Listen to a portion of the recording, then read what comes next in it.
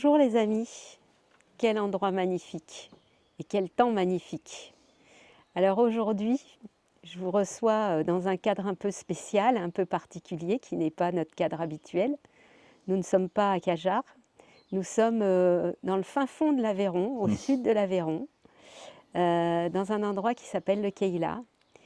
Et nous avons le plaisir aujourd'hui d'être reçus chez notre ami Guilhem Morera. Bonjour Guilhem. Bonjour, très heureux d'avoir votre visite, c'est super. En tout cas, nous, on est très heureux d'être là Ouais. aussi parce que franchement, c'est un magnifique endroit. Mm. Et c'est vrai que c'est un endroit tellement apaisant, tellement reposant, tellement euh, énergétiquement haut en vibration, on Mm. va dire, que bah oui, c'est très, très, très, très zen, très, très agréable. Alors, Guilhem, toi, tu habites là depuis quelque temps. Tu as investi ce lieu pour pouvoir exercer l'activité que tu avais envie d'exercer dans cette vie. Donc, tu vas nous parler un peu de toi, de ce que tu fais. Et puis, tu vas te présenter. Et puis, tu vas aussi nous dire ce que tu vas faire aux rencontres de l'inconnu, puisque cette année, tu vas nous animer un atelier aux rencontres de l'inconnu sur le chamanisme toltèque. Donc, je te laisse la parole.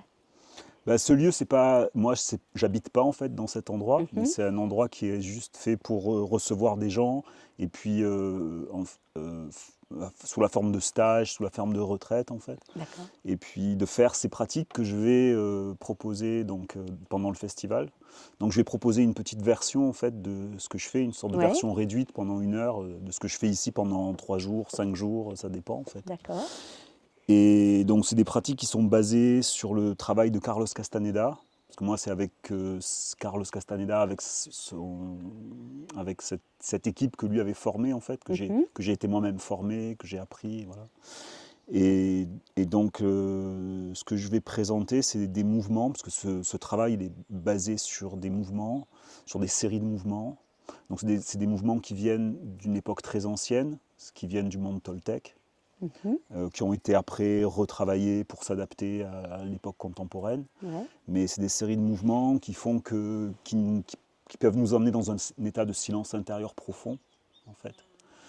Et c'est vraiment des mouvements qui sont faits pour shifter, pour changer notre perception, mhm, qui permettent vraiment de couper le flot ininterrompu et habituel de notre mhm, dialogue intérieur, en fait. Et donc, à partir du moment où le dialogue intérieur est interrompu, ben, y a tout qui peut se tout- passer, en fait. Tout devient possible, quoi, quelque part. Voilà, donc moi, je l'utilise d'une manière qui est finalement, entre guillemets, thérapeutique.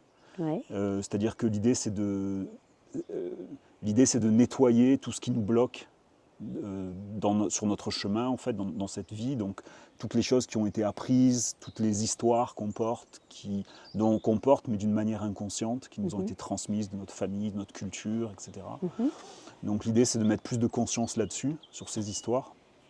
Et donc, le travail commence toujours par la pratique de mouvement. On apprend une forme de mouvement.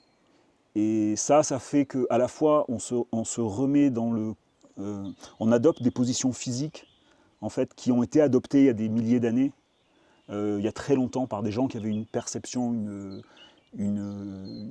qui percevaient les choses de manière différente, en fait, qui étaient beaucoup plus dans un état de silence intérieur que ce qu'on est dans le monde d'aujourd'hui. Et donc, en adoptant ces postures physiques, forcément, la posture physique, elle modifie aussi notre posture émotionnelle, notre posture mentale, etc. Et donc ces mouvements, c'est ce qu'ils font. Ils font aussi, ça fait aussi que du coup, au lieu de passer par quelque chose qui serait de la parole, quelque chose qui doit être compris intellectuellement, etc., ça passe tout de suite par le corps, quoi. mhm. Donc on fait un pont finalement par-dessus toutes les interprétations, le système d'interprétation et tout ça, et c'est juste le corps. Et ça crée aussi, le fait de pratiquer ces mouvements, ça crée aussi une sorte d'unification. Il y a un langage commun qui est créé avec un groupe de personnes qui justement passe pas par un dialogue mental, Mental. intellectuel, quoi, en fait. Et voilà, donc la pratique, c'est de. Donc moi, je vais présenter une forme qui s'appelle la forme du serpent à plumes. la forme de Quetzalcoatl. Quetzalcoatl, Voilà, oui. Quetzalcoatl, parce que c'est vraiment un emblème du monde mésoaméricain, en fait, cette forme du serpent.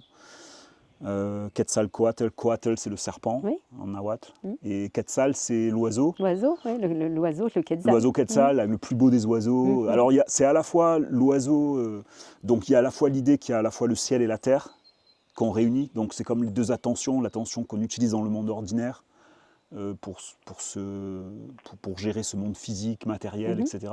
Et puis l'autre attention qui vient du monde du rêve, voilà, de l'autre côté en fait, qui nous constitue aussi, du monde de l'invisible en fait. Donc il y a l'idée de relier le visible et l'invisible avec cette forme.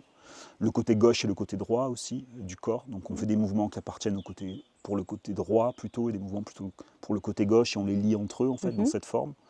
C'est très simple, hein. C'est toujours très simple ces mouvements en fait.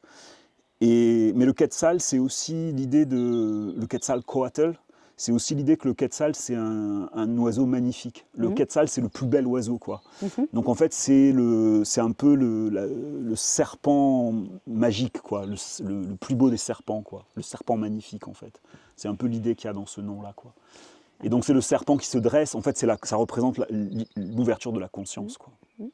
Alors ça me rappelle, ce que tu dis là, ça me rappelle à la fois le phénix Oui, occidental de oui, l'alchimie oui, c'est et vrai. puis le cymorgue oriental de l'alchimie. Ah oui, oui, tout à fait. Ouais, Voilà, ouais, complètement. ça Complètement. m'amène là en fait. Transposé Voilà, de ce côté-ci de voilà. l'Atlantique en fait. Ouais, Ouais, tout à exactement. fait. Ouais, tout à fait. Ça me rappelle ça. Tout à fait. Ben, donc on va pratiquer, moi je vais apprendre et pratiquer, donc c'est une forme assez simple. Je pense qu'on peut l'apprendre facilement en, je sais pas, une demi-heure, tu vois, de D'accord. pratique en fait. Donc voilà, on va la pratiquer tous en groupe, on va voir ce que ça a fait. Et après, je ferai sans doute un petit exercice, parce que moi, tout mon travail, ça correspond à alterner des moments de pratique avec le corps, avec des moments où on revoit sa vie, où on se plonge dans des blocages émotionnels, où on se plonge dans notre histoire, en Donc on fait. peut débloquer à la fois du transgénérationnel, du Tout à karmique. fait. Voilà, tout à Ouais, fait, tout à fait. d'accord. Quoi que ce soit qui est là sur notre chemin et qui apparaît, parce que aussi le fait que quand on commence à pratiquer ces mouvements, on rentre dans des états de silence intérieur très profonds, avec le mouvement, tout en bougeant, tout en étant actif en fait, parce que l'activité, c'est aussi pour les anciens Toltecs dans ce monde-là, ils ont le symbole de la mort qui est Miquistli, et la mort c'est le repos, c'est quand on va dormir en fait. Et puis après ils avaient le symbole de la vie, et le symbole de la vie c'était le mouvement. Donc c'est les deux formes, les deux forces en fait qui sont à la fois opposées, complémentaires, et qui permettent qu'il y a ce mouvement constant en fait, perpétuel, qui est la vie quoi. D'accord. En fait. Donc on va rentrer dans on va réveiller la vie quelque part avec ces mouvements. Et parce qu'en plus on a des mouvements en général, notre corps il est un peu formaté. On répète un peu les mêmes mouvements quoi dans notre Oui, vie. bah oui, bah oui. Et donc là d'un coup on se retrouve à faire un truc qui est le serpent à plumes. Tu vois, on se retrouve à devenir, en faisant des mouvements, quelque chose qui est un mythe en fait, quelque chose qui n'existe pas dans ce monde concret, matériel, quoi. Et donc ça permet un changement de niveau de conscience. Et donc après, le fait de faire un voyage, de revenir à sa vie ordinaire, de re-observer des situations de sa vie ordinaire, bah, ça permet de les voir avec peut-être un petit peu de décalage, avec du recul et de la hauteur. Voilà, avec de la hauteur, ça permet aussi de relativiser l'importance des choses. de voir des choses qu'on n'avait pas vues avant, qu'on n'avait pas compris avant, tu vois, de ramener des petits morceaux de conscience comme ça. Et puis aussi le fait que le fait qu'il nous emmène dans des états de conscience profonds, de silence intérieur, bah, ça veut dire qu'il peut y avoir des souvenirs aussi, des choses qui ressortent, Oui. auxquelles on ne s'attendait pas du tout, qu'on avait complètement oublié, qui étaient complètement effacées de notre mémoire ordinaire, tu vois. Voilà, donc ça c'est le travail que je fais ici, et c'est ce que je suis super heureux de présenter dans le cadre du festival. Et donc, voilà. alors parle-nous un peu de ton activité habituelle. Donc toi, tu reçois des gens ici dans des séminaires, des stages. C'est ça, ouais. C'est ça. Ouais, c'est ça. Ici, en fait, à la fois, je loue le lieu, enfin, je propose le lieu pour des gens qui ont des activités similaires et voilà, qui font un travail avec peu importe quelle technique contemporaine ou plus ancienne. Et là tu te contentes de louer les voilà, lieux. Là, je me contente de louer, de faire de l'accueil, en Voilà. fait. Voilà. Et sinon, moi, je propose des ateliers voilà, où je fais ça, mais je le fais sur une semaine. En fait, c'est toute ta vie. Ça, c'est toute ta vie. C'est toute ma vie, ouais. C'est avec ça que je vis. C'est avec ça que tu vis. Ça fait 15 ans que je travaille là. Ouais. Mmh. Donc J'ai- c'est quand même, comme on disait, en aparté tout à l'heure, c'est quand même un marché de niche, hein, parce que c'est pas tout le monde qui est intéressé par ce Mhm, genre de pratique. mhm. Donc ça veut dire que tu as quand même une bonne notoriété déjà pour, pouvoir en vivre sur un Ouais. marché de niche. Tu as Mhm. et donc tu nous disais que tu as une notoriété, au niveau européen déjà? Oui, oui, européen, Oui, international. oui et Mais même voilà, j'ai international? j'ai une notoriété internationale Mmh. dans le monde, Dans ce marché de dans niche, ce marché de voilà. niche. Moi, je l'appelle. Bon, alors tu dis un marché, effectivement, c'est un Oui, marché. mmh, Pour moi, c'est la communauté des personnes qui se oui, sont intéressées au travail de Carlos Castaneda, en fait. exactement. Puisque j'ai appris avec les apprentis que lui, il avait formés. J'ai D'accord. travaillé pendant très longtemps pour l'organisation qu'il avait créée. Voilà. Donc, dans cette communauté-là, si tu veux, voilà.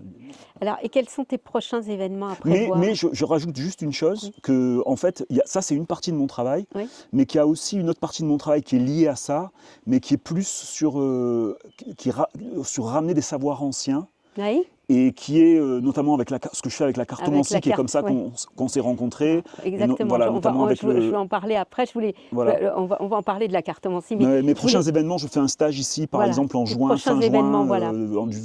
du 29 au 1er juillet, du 29 juin au 1er juillet, j'ai Juillet, un événement de 3 jours ici. d'accord. Je fais notre événement en Est-ce que les août. gens peuvent encore s'inscrire? Ah oui, bien sûr. Oui, D'accord. oui, très volontiers, si Donc, vous voulez. messieurs, dames, à bon entendeur, voilà, vous pouvez encore vous inscrire auprès de Guilhem.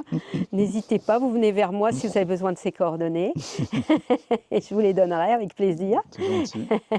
Et puis, oui, alors donc, je voulais aussi qu'on aborde effectivement, c'est comme ça qu'on s'est rencontrés effectivement au festival. On va aussi faire un peu de pub pour Stéphane et Nicole, Ouais, au festival de la merveille et des mystères de Stéphane et Nicole à Livaro. On s'est rencontrés donc pour la première fois, c'était l'an dernier. ouais, Voilà. ouais. Et nous, on avait été mais vraiment subjugués et convaincus par ta conférence sur la symbolique des cartes à jouer. Donc Mhm, là, on parle du simple jeu de 52 cartes, hein. On ne parle pas de mhm, tarot, on ne parle pas de tout ça, on parle mhm, simplement la symbolique des cartes à jouer du jeu de mhm. 52 cartes. Alors, tu peux nous en parler un peu de ça? Ben, en fait, l'idée, c'est que les cartes à jouer, ce sont des symboles en fait très anciens, et ce sont même je dirais, les symboles, enfin, c'est comme ça que ça m'a été présenté par la tradition qui enseignait ça, en fait. Mhm, Le secret dans le jeu de 52 cartes, c'était même les symboles les plus sacrés des anciens. Donc d'après cette tradition, c'est quelque chose qui vient, c'est une connaissance qui vient de très loin, du continent disparu de l'Atlantide, qui s'est ensuite transporté en Égypte, en Mésopotamie, mhm, et puis ensuite qui est arrivé jusqu'à nous. En tout cas, ce qui est sûr, c'est que les cartes à jouer. Donc, ce qui est sûr, c'est qu'il y a une connaissance qui est cachée à l'intérieur, mhm, qui est une connaissance qui est à la fois astronomique, astrologique, mhm, voilà. Les cartes à jouer sont donc des symboles qui représentent, chaque carte représente une condensation d'influence planétaire, mhm. en fait. Donc il y a le nombre 13, il y a tout un jeu de nombres aussi à l'intérieur, le Oui. nombre 4, le nombre 52, Mhm, mhm. etc., qui sont un peu des nombres clés. Voilà. Donc c'est vraiment un calendrier, c'est plus qu'un calendrier, parce que c'est un calendrier de l'énergie, en fait. C'est non seulement le temps, mais c'est le temps et l'énergie aussi Mhm. ensemble, quoi. C'est Et plus un temps qualitatif. c'est un temps qualitatif, en Ouais, fait. c'est Ouais, ça. c'est un temps qualitatif. Qualitatif et peut-être même cyclique. Et cyclique, oui, oui, Voilà. bien sûr. C'est ce qu'on appelle le Kairos et l'Aion, en fait. Par Mhm, opposition au temps mhm, chronos, mhm, le temps mhm, linéaire qui se mhm, déroule. Là, on est dans mhm, le tout à fait. Kairos et l'Aion.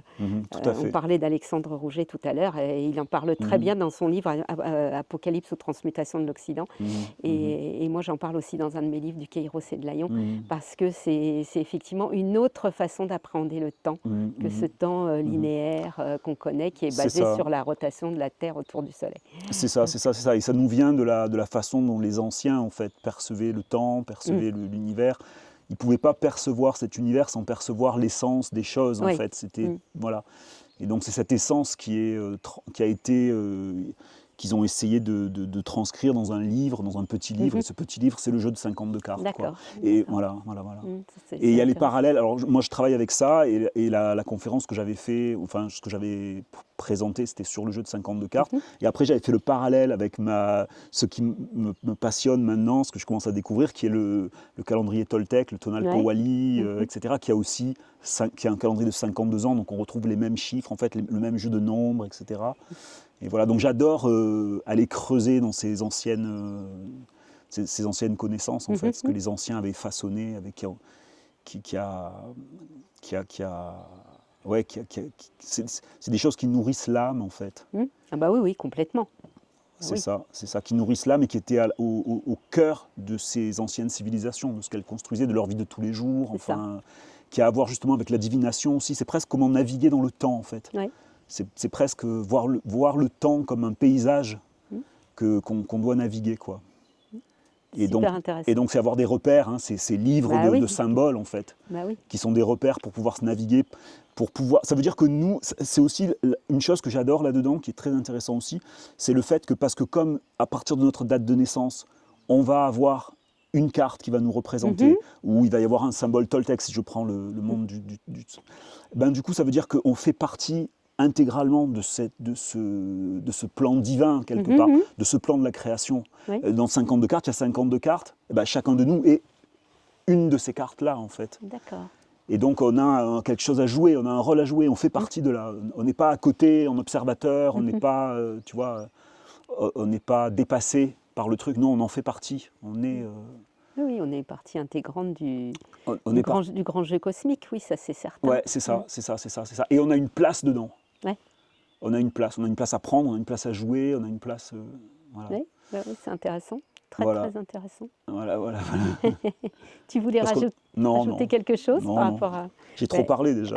Ah non, non, non, t'as pas trop parlé, c'est passionnant ce que tu racontes. Donc, eh ben, écoute, nous, on a hâte en tout cas de t'accueillir d'ici dans un mois maintenant, hein, c'est dans un mois, on est le 15 aujourd'hui, je crois. C'est demain. Donc, oui, c'est demain. Ouais. Donc, et puis je pense que tu vas passionner nos festivaliers autant que nous, on a été passionnés l'année dernière quand on t'a rencontré et Super, c'est ce qui fait que tu es avec nous cette année. Voilà. super, super. Et ben merci Guilhem, merci pour Merci cette beaucoup, interview. merci beaucoup. Et puis à bientôt. À très bientôt. Ouais, Au à très revoir. bientôt, salut. Au revoir les amis, à bientôt.